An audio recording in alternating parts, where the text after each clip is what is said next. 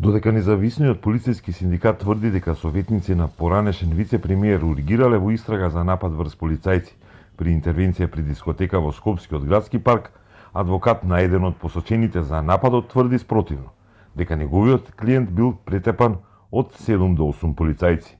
Председателот на синдикатот Мартин Ефремов тврди дека советник на функционерот бил во полициска станица и наредното утро истрагата го сменила правецот.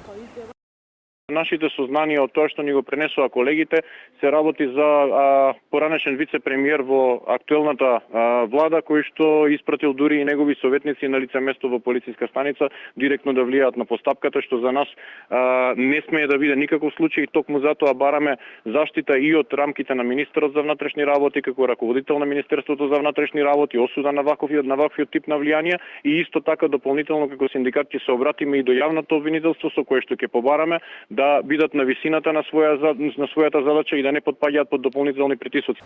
Телма контактираше со посочениот функционер, а тој во кратка SMS порака ни изјави дека првпат од нас слуша за случајот.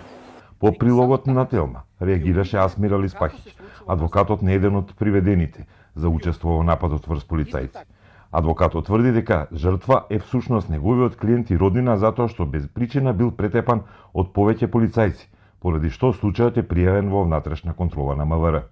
На одредена клиника се диагностицира искршеници, се диагностицира и надворешни повреди, се диагностицира и очи повреди, се диагностицира и други повреди од кои што јасно е дека се нанесени од покажување на мојот роднин на Ерсон од полициски службеници. Она што сакам да го апелирам јавно е да Оделот за внатрешна контрола при МВР, како и припадниците на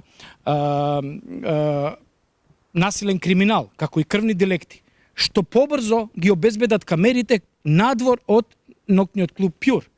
Од МВР соопштија дека случајот се истражува, вклучена е внатрешната контрола, а двајцата полицајци имале повреди.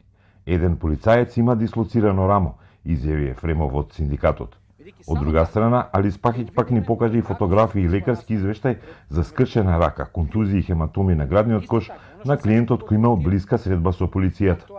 Обвинителството го истражува случајот, а инцидентот се случил ноќта петок кон сабота, кога полицајци биле повикани на интервенција пред дискотека во градскиот парк, пошто пријавиле напад врз нив. Уапсени се двајца, жител на Ресенско и турски државјани кои преку адвокатот Алиспахиќ имаат контраобвинувања против полицијата.